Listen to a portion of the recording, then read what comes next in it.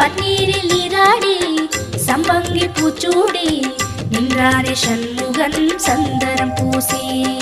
ஓம் சரவண குஹ சரவண ஓம் சரவண குஹ சரவண. பன்னீரில் நீராடி சம்பங்கி பூச்சூடி நின்றானே சண்முகன் சந்தனம் பூசி.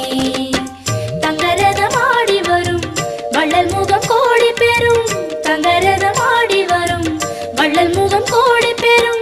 வள்ளல் கரத்தாலே வாழ்வு வரும். குஹன் என்றாலே சுகம் என்றாகும். குஹன் என்றாலே சுகம் என்றாகும்.